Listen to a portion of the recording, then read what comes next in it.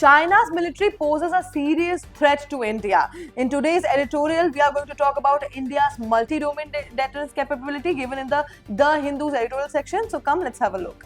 The editorial is the key to India's multi-domain deterrence capability. Now, China poses a serious challenge to India. See, India can't win future wars with just soldiers. It needs tech, it needs brains, it needs coordination across land, sea, air, space, and cyber. Now, let us understand the whole background of this article first. See, earlier wars were fought on land, sea, and air separately. Now, wars happen everywhere at once. Land plus air plus sea plus cyber plus space. It is a multi-domain warfare. China is already ahead in this kind of warfare. So, India really needs to upgrade fast to stay safe. Now, the core idea is India needs a multi-domain deterrence strategy, meaning to be strong in every type of warfare that enemies don't even dare to attack. Now, there are three possible strategies for India. Number one, go all in, aggressive approach. That means invest heavily in new tech, AI, drones, cyber warfare, build futuristic military. The problem is they're very expensive, risky if tech fails. Second is play safe. Now, what is play safe? It is a conservative approach. See, improve current systems, combine old plus new technologies. The problem is won't change power balance much. China will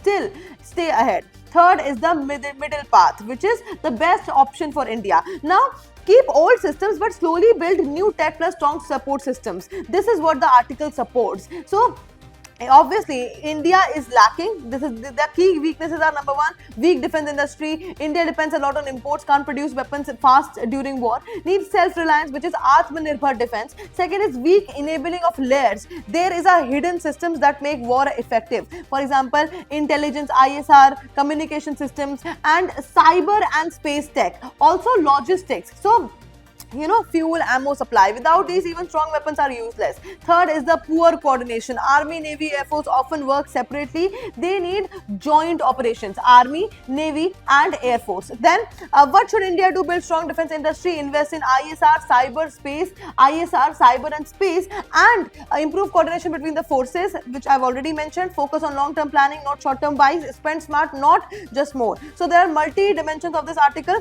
First is the security dimension. Second is the economic dimension, third is the technological dimension, and then comes the geopolitical dimension. This becomes highly relevant for UPSC examination, GS paper 3, security plus defense, and essay, and for interview also this becomes highly important. And that is it for today. Thank you for watching.